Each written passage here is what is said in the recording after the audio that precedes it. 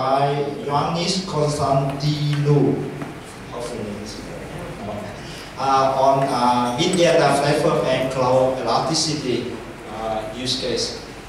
So please. Okay, thank you everyone. So let me give you an outline of my presentation. What I want to talk to you about today is how big data applications can be used in order to solve different difficult problems with big data needs. So, in essence, my outline of the presentation is this. First, I'm going to give you some facts about big data so as to motivate you that this is something really useful.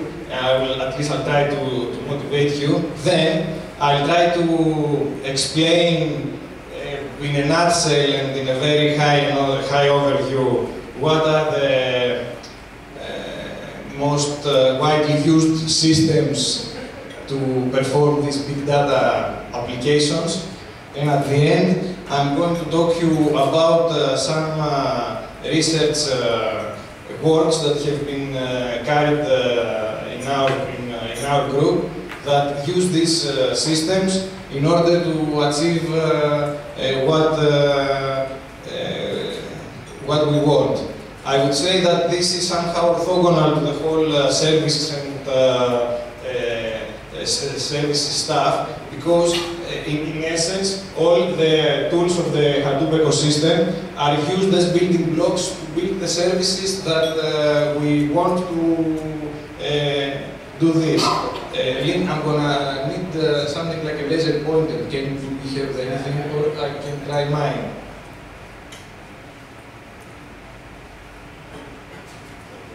Okay.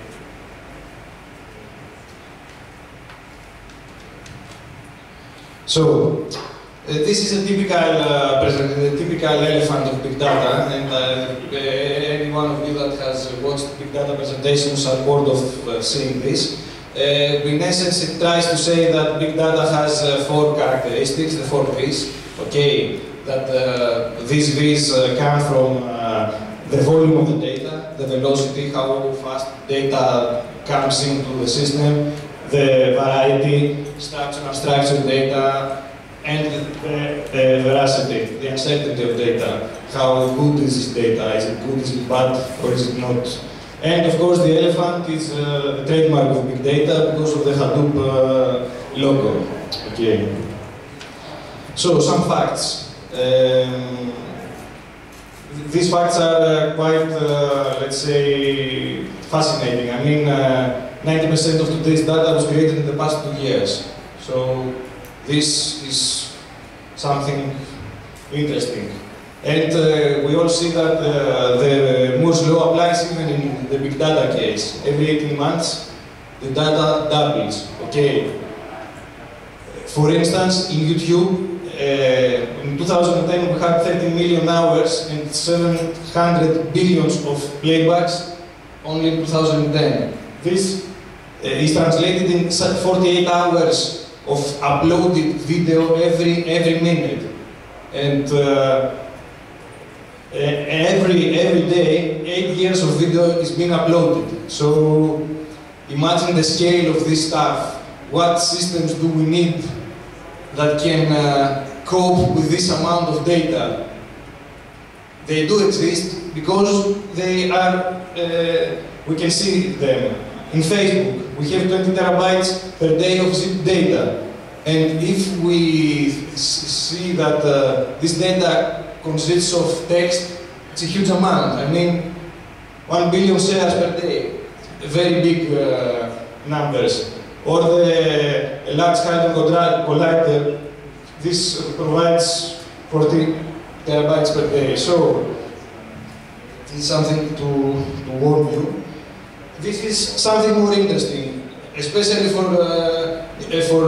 new people that want to join when they finish their studies, the IT sector. So, according to some studies, and by 2015, 4.5 million new big data IT jobs will exist out there. So, and by 2018, the industry will want 190,000 big data experts and 1 million analysts. There will be a shortage.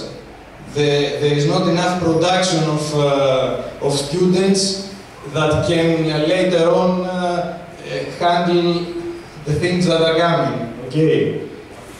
Some other things, bad data costs US 600 billion per year, and another interesting thing is for a Fortune 1000 company, if we increase 10% its data usability, this can result in 2 billion increase in their income. So this is just to give you an example. This shows the Google trend of the big data keyword from 2005 to 2015. So big data is hyping. Big data is now the time, and as all of these technologies at some time they start drop. So now is the time to take advantage of this hype. Use cases of big data, whether this is on retail. I want to monitor social media to see how my product is, whether the people like my product or not. You need the big data analytics. You need to crunch logs from Facebook, Twitter, and stuff like this. Whether this is in banking and insurance. You want to see how the fluctuation of, let's say, stocks has gone in the previous decade, so as to forecast what will happen next. You want to analyze tweets that talk about stocks and see what is the sentiment and determine how much the stock will cost the next day. In manufacturing, see whether something breaks or not. Advertising, government, media, I mean, at the end, not only Google and Facebook have big data needs. These big data needs always goes lower to the to more and more industries. Okay. So where do these big data sources come from? What produces that much of data? This comes from social networks, Tweets, Facebooks, LinkedIn profiles, public web information, data warehouse appliances, transformations that crunch data and create more data. Monitoring. You monitor the usage of an appliance and you want to make something out of this. You monitor how electricity is being consumed in order to decide how you will plan your next electric, let's say, operations. So, one important question is how to deal with this big amount of data. What do we need our systems to have and our logic that runs on top of the systems to deal with this amount of data? We certainly need distributed applications. And why do we need distributed applications? Because these applications offer us the possibility of scalability. Add more machines, get more power, and be able to harness more data. Okay. So I want this. I want wherever my users, for instance, increase, to add more machines, and these machines can automatically handle the increase of users. Okay. How do we do this? You use large clusters of commodity, if we can say that these are commodity. They are considered commodity hardware, although they do cost a lot, but they are not supercomputers. They are typical machines in a more, let's say, heavy outfit.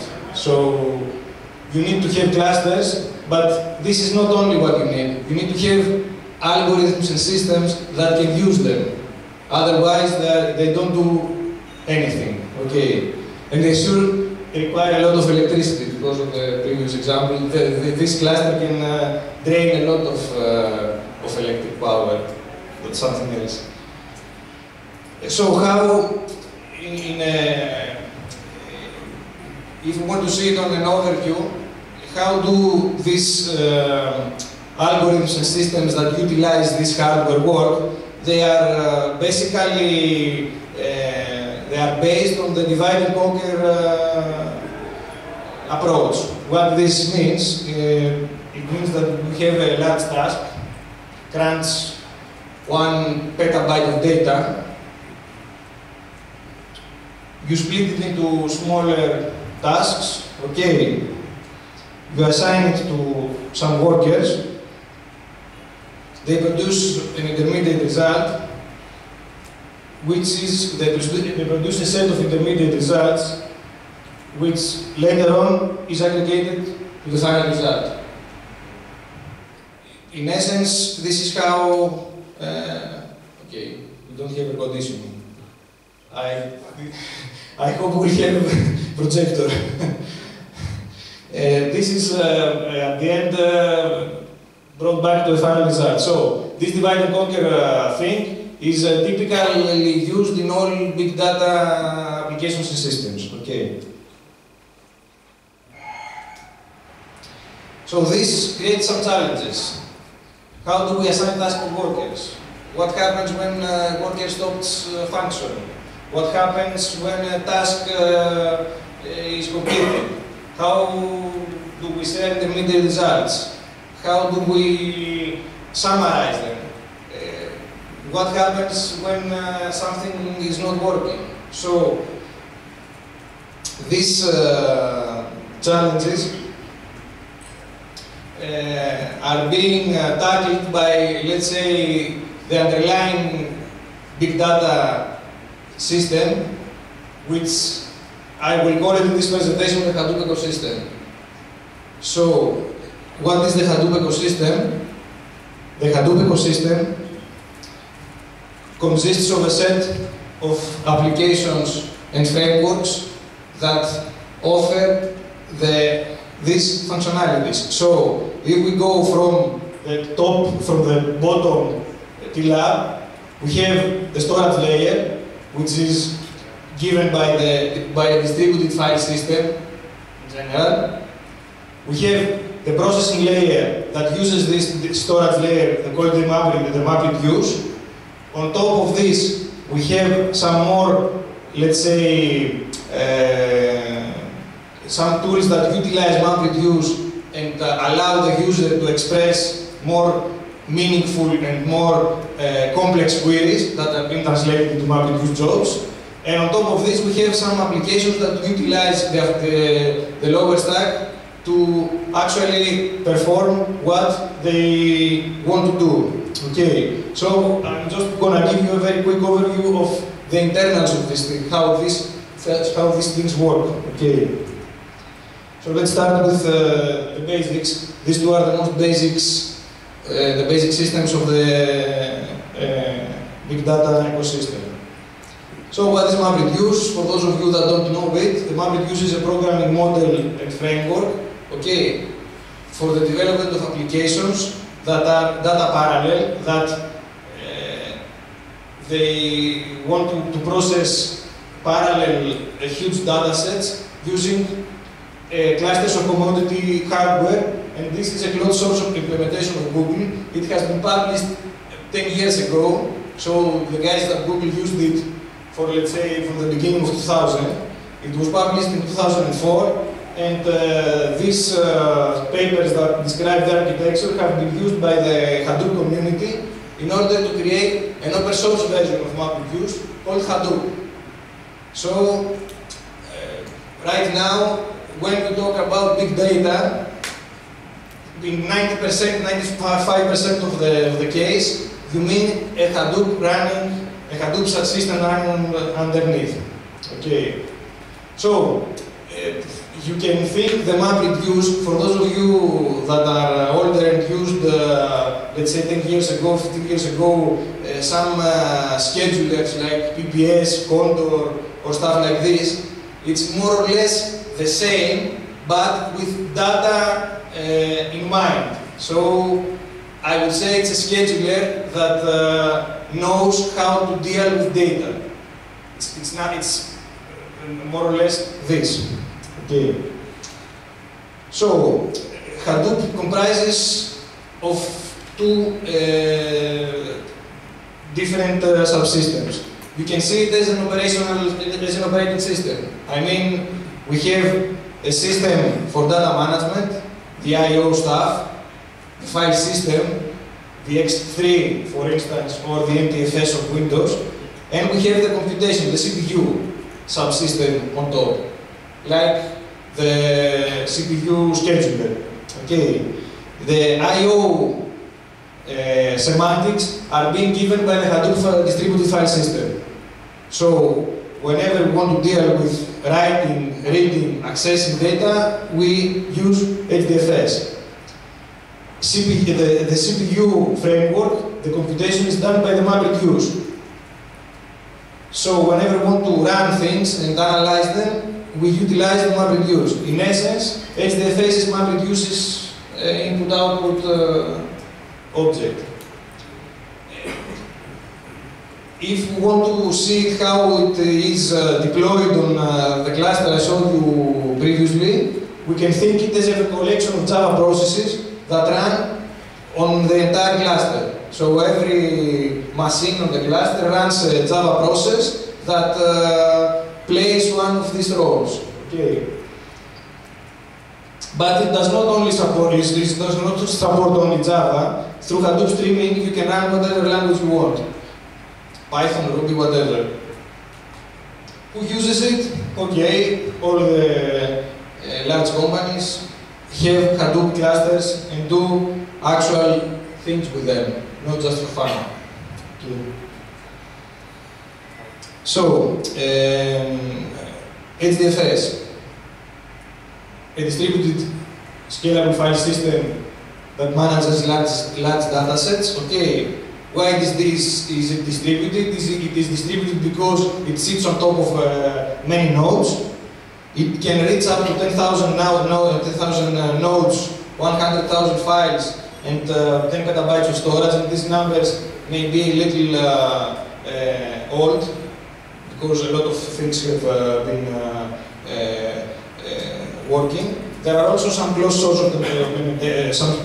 optimizations. One of them is from Mapr Technologies and the Cloudera.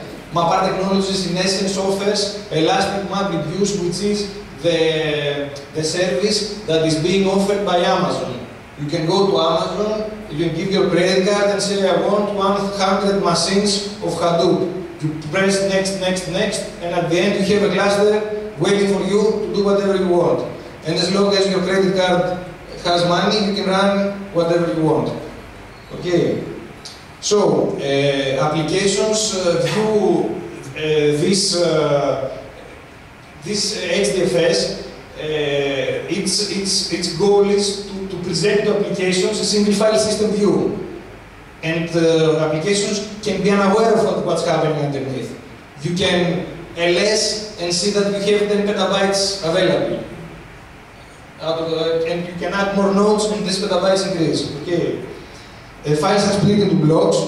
Its typical block is 128 megabyte. Okay.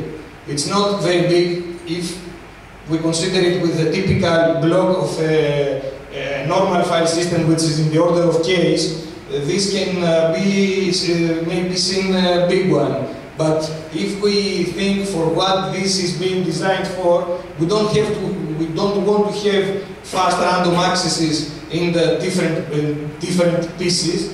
Most of the times, the works we run will be scan the entire data set and produce a result. So there is no need to have it split it up into many pieces. Okay. A little about the internals in its architecture. It's a typical master-slave architecture. Okay, we have a central master that, in essence, orchestrates all the underlying workers. Okay, we have this master is called the name node. Why do we call it name node? Because in essence it's a registry that keeps all the mappings of file to data node locations. So it contains a giant list that says this file chunk exists on this data node, this file chunk exists on the other data node. Okay. You can see it as a file location table or X3 block metadata. It contains this information. So it's very important, this one. If this one goes down, then you don't have anything. Okay. And data nodes on the other side, they are stupid machines that contain only chunks of data. That's only what they do. Okay. On the same page, MapReduce has one job tracker, which is the master process that manages all the underlying processes that do the execution. Okay. You can now see that the name node and job tracker, which are the masters of MapReduce and HDFS, run on the same node. So we have one big master node that knows where data exists and knows what process runs what, and you have it on the same machine. And data nodes and task trackers run on the slave. This last one is very important. Why? Because we have the data locality feature. It's this feature that gives to Hadoop a very big throughput during processing. Why? Because the processing thing and the data thing exist on the same machine. So you utilize the bandwidth of your hard disk and you avoid going things around the network. This was one of architectural decisions. Okay, now we see how this thing has been its internals. Now let's see how a MapReduce operation can be executed. In a nutshell, the problem that we want to solve breaks into two distinct phases, the map and the reduce phase. Okay. In the map phase, we have non-overlapping input data chunks. From where do these data chunks come from? From the HDFS that has already split them. Okay. That contain key value pairs. Key value pairs is the atomic unit of any MapReduce operation. You need any MapReduce operation. You need to know what this key value thing is. It may pose some limitations, but on the other hand, it allows infinite scalability. So, what do this map thing does? It processes every chunk and produces an intermediate set of results. These intermediate key value results are being transferred to the network, usually to a smaller number of reducers. These reducers are tasks that run on different machines. And these reducers summarize input results into less key value pairs.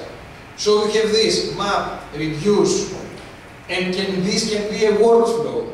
We have map, reduce fed into another map, this map fed into another reduce, and at the end you insert 1 petabyte of data, and at the end you get what is the most commonly found word in this petabyte of data. Simple as that. Okay.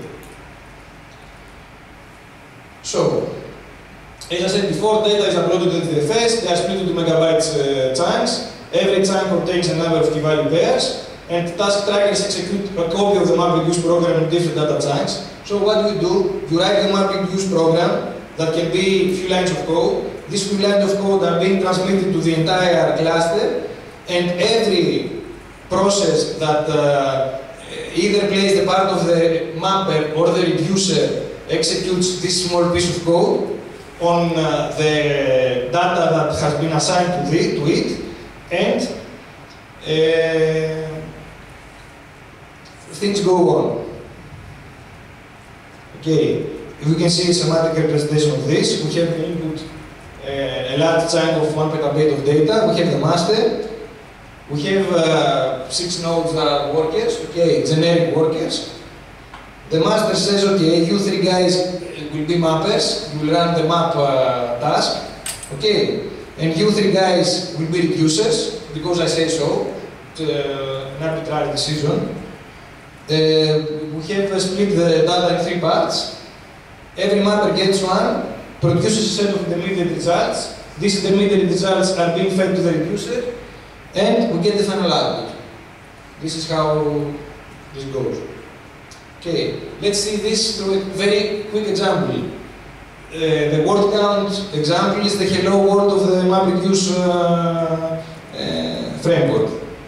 What do we want to do? We want to count word frequency in a large text corpus. For instance, find popular URLs in whichever log files. I have the log files of Google in the last week, and I want to see what were the most popular URLs the users clicked in. How can I do it? I can load everything into in memory hash map and do a sorting. No, I can't. I need something else. I use MapReduce. The implementation plan goes like this. Upload text to MapReduce, write a map and a reduce to action, execute the job, and collect back the results. Okay. So, these 2 functions actually solve the problem I am discussing. We have the mapper that gets as input key values. The key is the document name and value is the text of the document. I split the document into words through a tokenizer, and I emit to the next phase, to the reducer,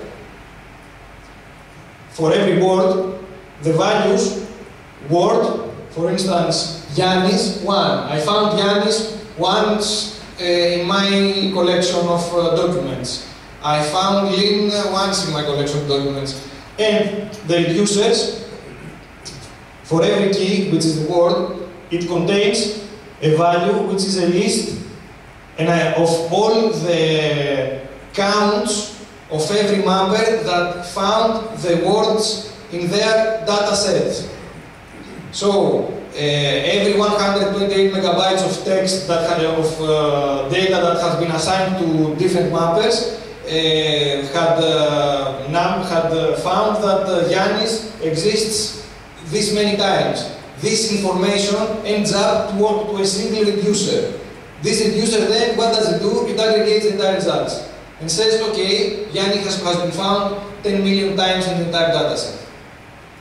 This is the most typical example of this shows how this is done. We have document 1 containing these words, document 2 containing these words. This is one mapper, this is another mapper, this is another mapper. Every mapper emits, for instance, that word 1 is found 2 times, word 2 is found 3 times, etc., etc.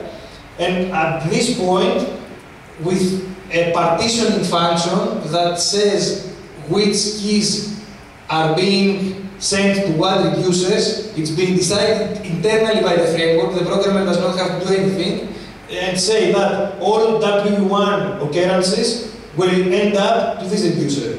And if you see, the W1 goes here, and W1 goes here, W1 goes here, and at the end, we have that W1 is found 7 times, W2 is found 15 times, and we have this result. Then if I want to extract it or ordered by number of occurrences, I run another MapReduce here, if it's big. If it's not, I just run if it's not big, I run a simple code. Okay. This is a small set of companies that use it. Whether this is for analytics in Amazon, for behavioral analysis in American Online, discovering people you may know in LinkedIn, all these contain MapReduce implementations in the back. Okay.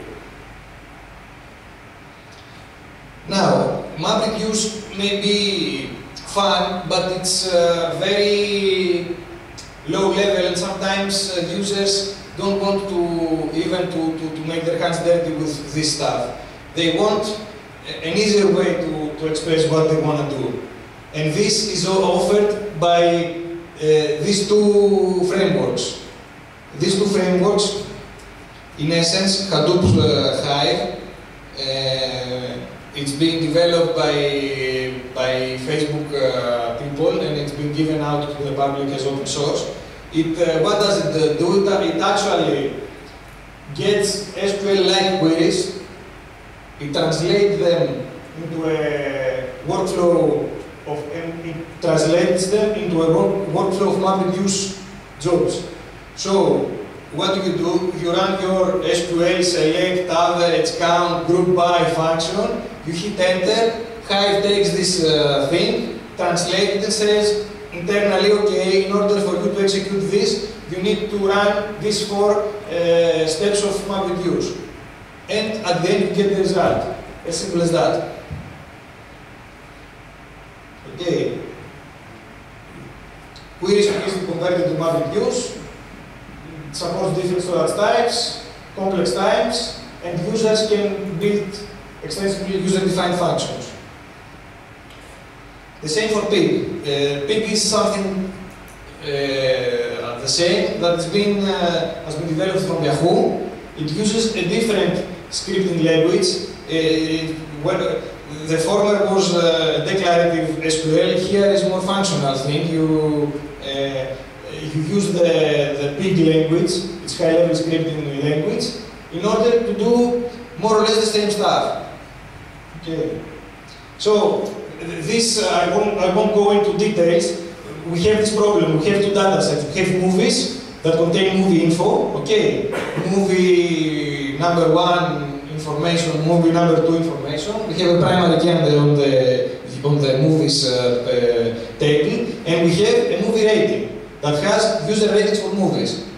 User 1 has given a rate of 6.5 to movie number 44. IMDb database. It's the IMDb database. So, this is a script written in Hive that extracts the ratings, the average rating of the movies by analyzing all the information from these 2 tables. And this is a script on Pig. What, in essence, those 2 scripts actually do, they join movie rating on the movie ID. They join those 2 tables, and they run an average and group by functions. And the same goes in Pig. You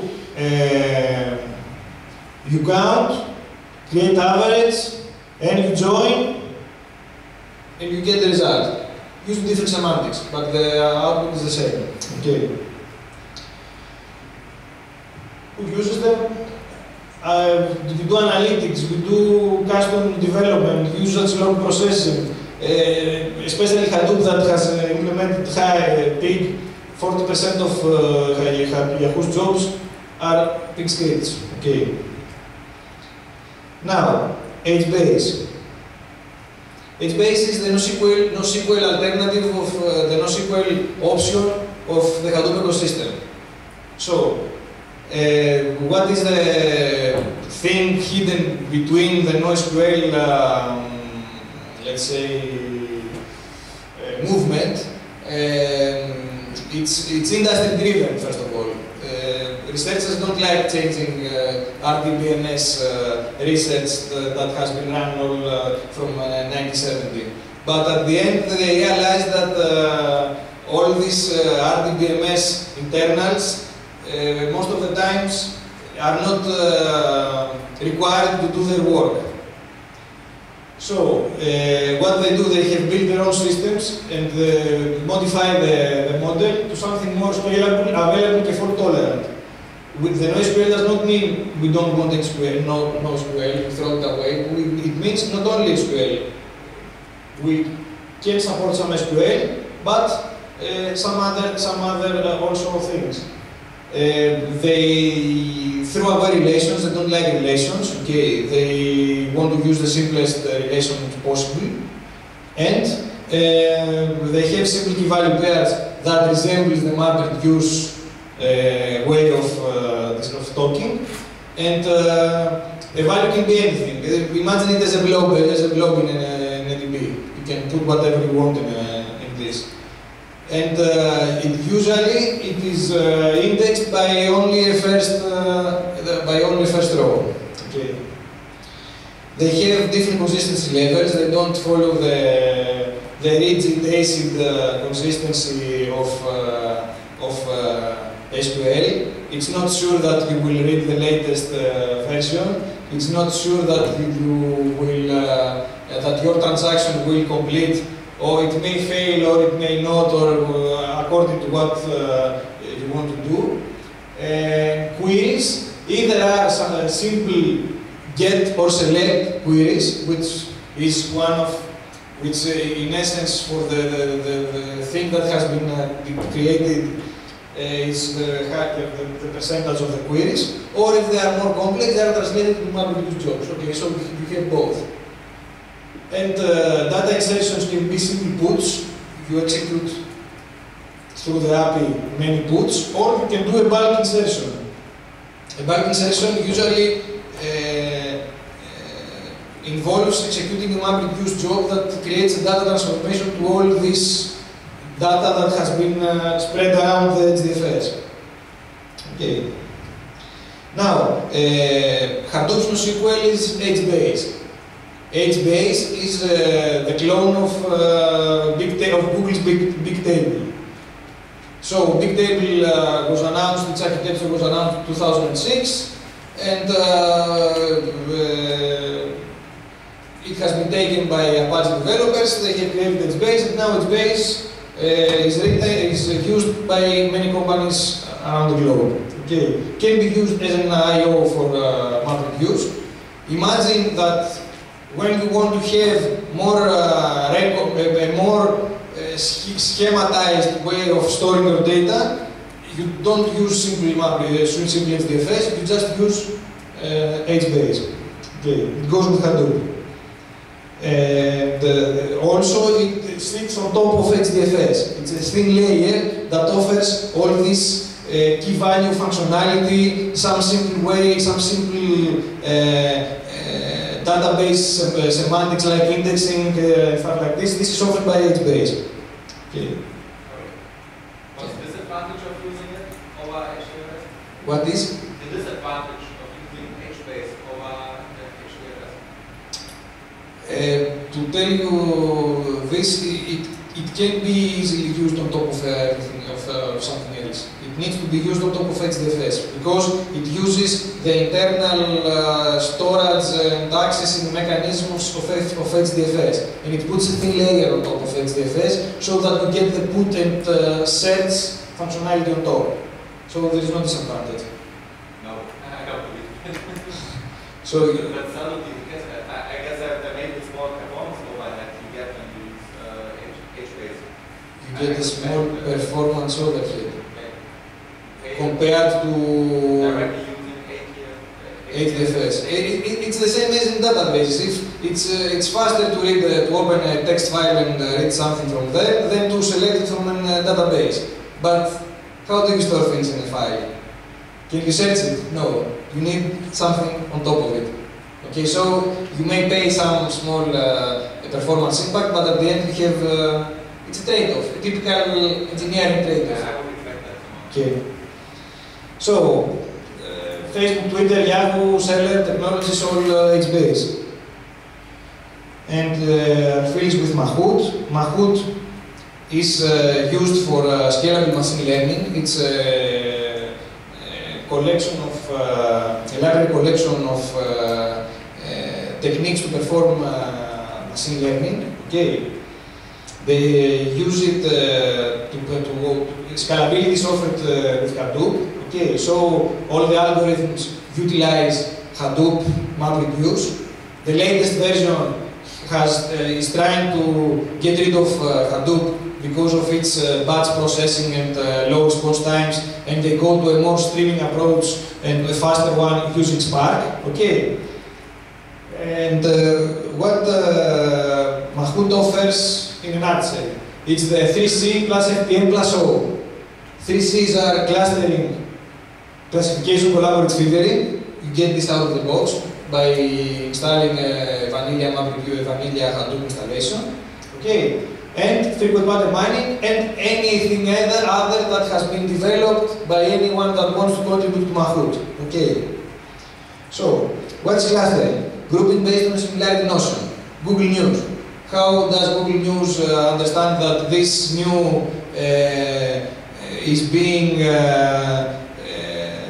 that the set of news talk about the same thing? They run a clustering algorithm, whether it's K-means, so this can be split into small execution steps and can be executed in parallel using the MapReduce paradigm I showed you previously. This grouping is done using a minimum similarity. It's usually a distance metric that says how two sets are distant, whether this is a Euclidean or a cosine similarity or Tachimoto or Manhattan. It uses everything. Okay. Classification is another way of machine learning that, in essence, it tries to identify the type of a new object based on its features. Okay, so we have predetermined types. This is a dog, this is a cat. I get a new picture with what probability this picture is a dog and this picture is a cat. This is a typical supervised learning approach that can be used to solve this thing. Or if we go to something more novel and interesting, Twitter sentiment analysis. Can I understand that this tweet is positive? That says, yeah, holiday is 1 day away. I can read it and I can say it's positive. Can the machine understand it? This needs to run some algorithm to do that. Okay. So, how this is solved? We have an offline model that is being created by training some manually annotated objects. So I have 1 million tweets that I have put some guys to tag them as positive or negative.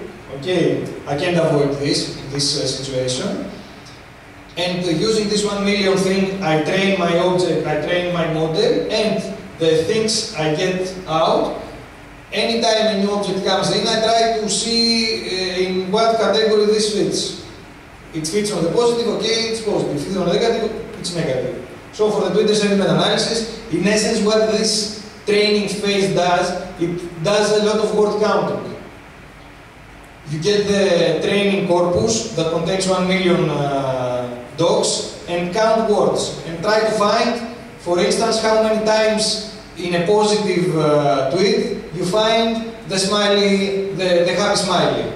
Then you know with high probability that whenever you see a tweet with happy smiley, it is a positive one. So this is also a case. It's used in collaborative filtering. The people also bought this thing from in Amazon, uses a Mahout thing. Okay. So I have given you an overview of all these projects, of all these building blocks. Can I use them to offer something on top of it? Can I build them to create a system? I'm going to give you a high overview of some systems we have been created, that have been created using this type of technologies. I will be very, very brief.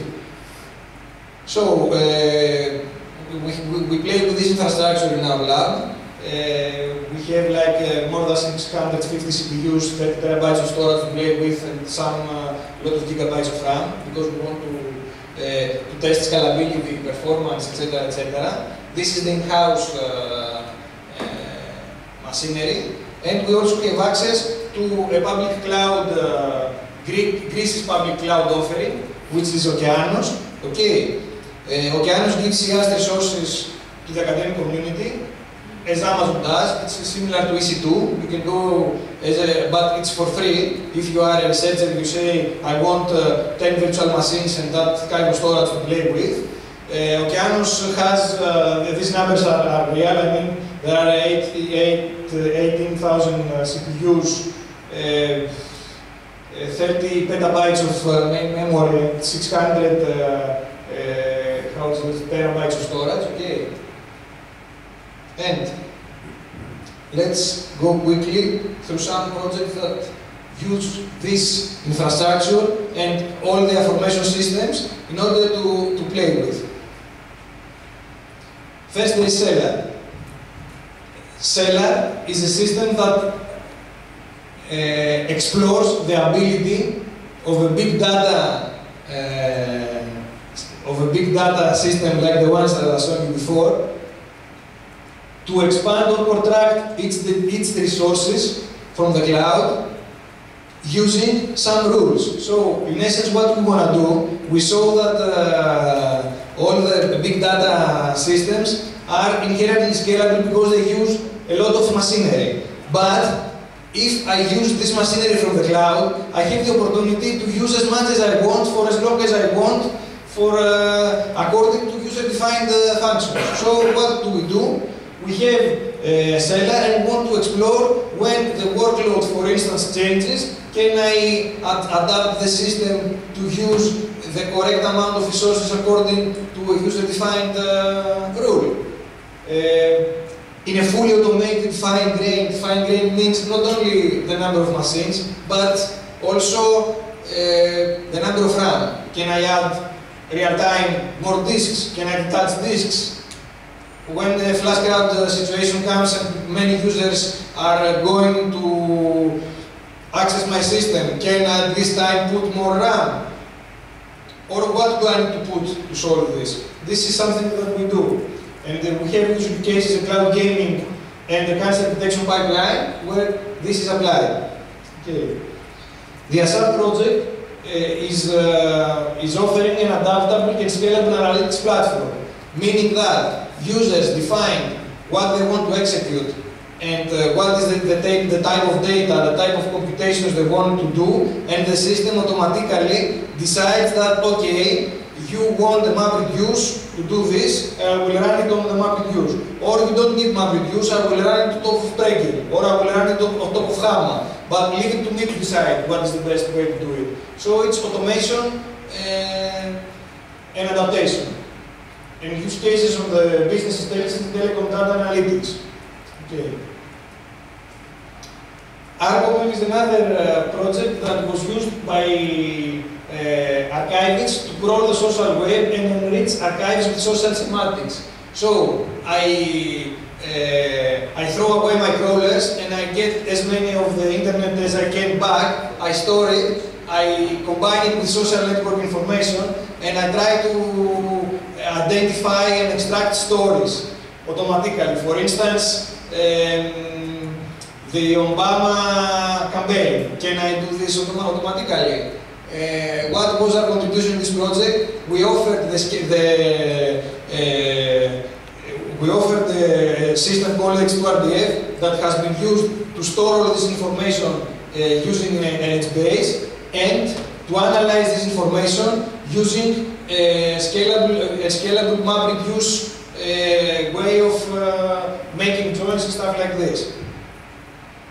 Multisense. This project, we have data, big data coming from social networks, from mobile-related generated content that are GPS traces of the user. If I have this information, can I provide personalized user experience to the user? Can I perform a Google-like query searching for restaurants, for instance, near Athens, and the results that I will get are flavored with my social, let's say, footprint, meaning that I will get back the results that also my friends like. In order to do this, I need to store everything, I need to analyze, I need to sentiment analysis, all the comments made by the users of me about the specific restaurants, and sort them according to this. Can I also extract knowledge from this information? Can I detect hotspots of users that are being automatically, that have been gathered on a spot? Can I say that most likely here happens something? Can I read tweets from what happens there and see if this is good or bad? Is this a riot? Is this let's say, concert? This is something. Another project. We want to have a repository that stores datasets and services for linguistics. I want to store database dumps. I want to store n-grams of whatever. And I want also to allow the linguistics to upload new services there, that these services can utilize the datasets that are being uploaded in order to run their stuff. This is being done on top of Okeanos using an elastic infrastructure. Everything is entirely based on cloud system. So we have web farms of virtual servers that serve queries, and they can be elastically expanded or contracted.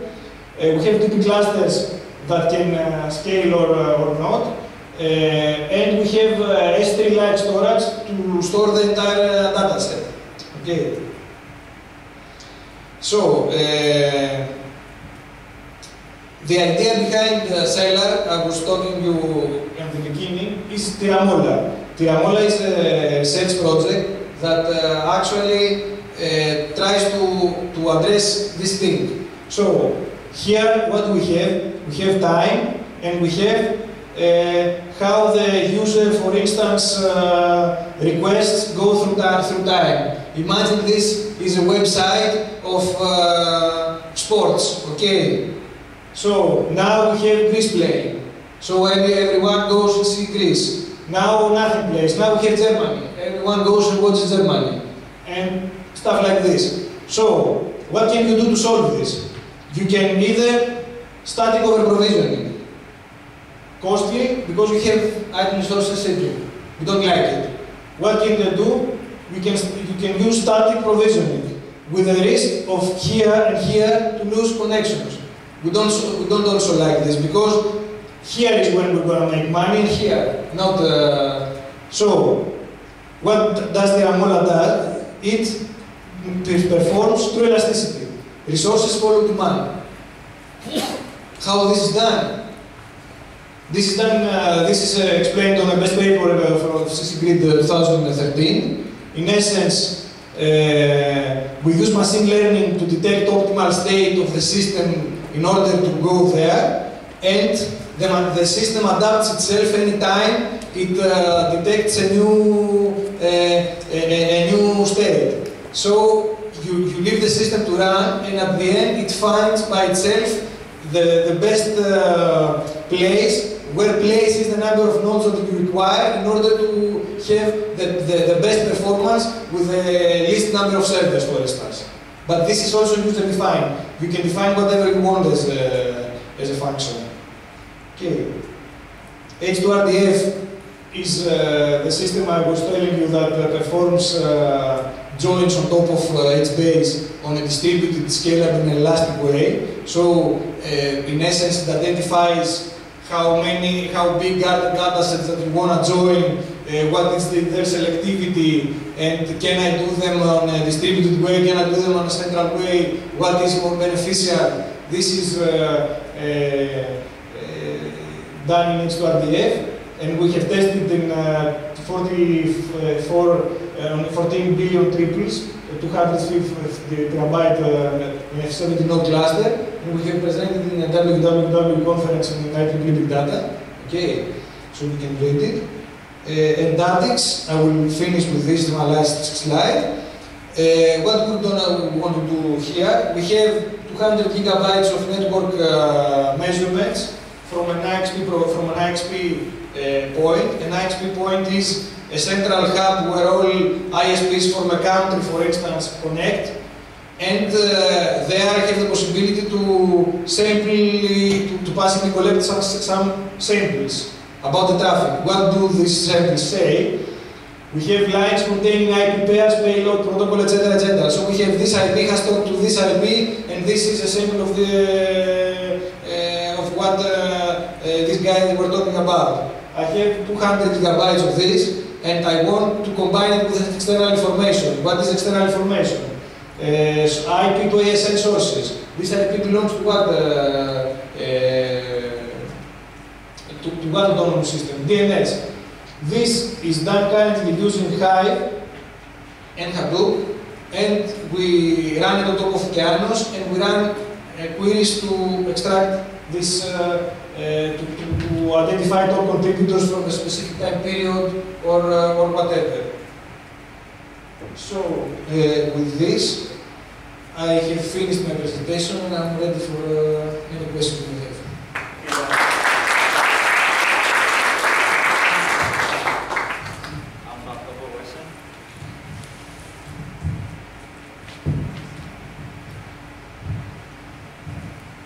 Hello, Lulek Nick from University of Crete. I have a question about Hadoop. I think you said that it is a non-ACID system, right? In general, the logic is that we don't preserve ACID. And I would like to ask, are there any ways of preserving the ACID in the system? Thank you.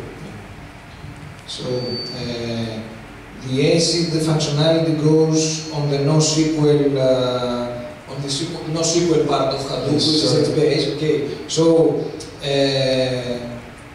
you can define your consistency levels, and you can, if you want, define that you want fully ACID.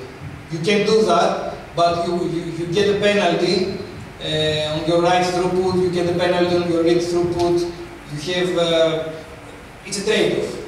So, if you don't care, if you get the latest object, then you relax your ACID semantics. This you can do on HBase. You can do this on MySQL. For instance, I want to read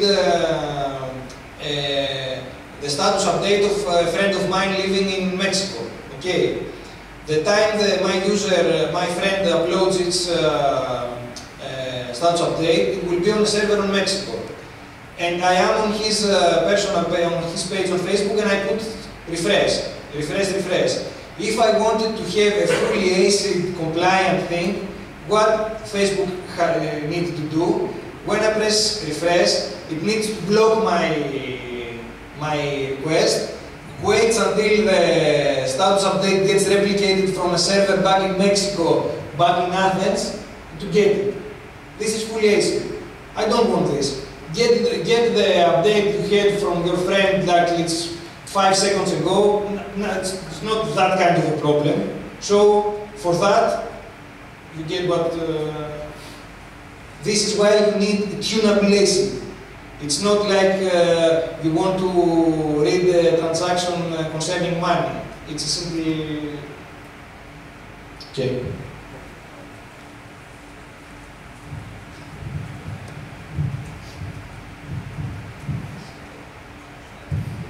We call that ACID problem, according to Hadoop, eventually consistent. That means it's a business decision, not a technological decision. Yeah.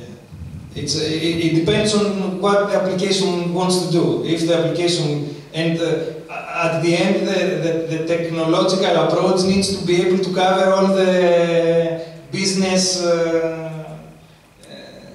things that you want to offer. So. It's the typical CAP theorem of Brewer. You can't have them both. You can't have consistency, availability, partition tolerance.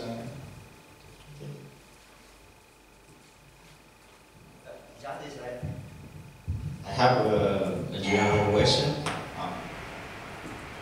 Because your talk is very much on data and so on, then we know the problem of shipping data here and there, and so on. But I want to ask your view on elasticity. So how do you see the elasticity actually in big data system nowadays?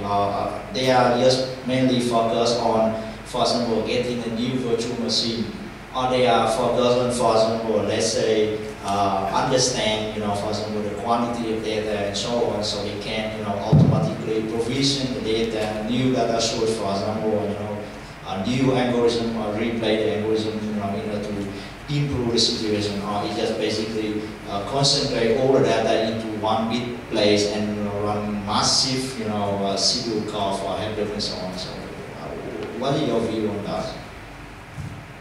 So, when we started our work on elasticity, our grain was the number of nodes.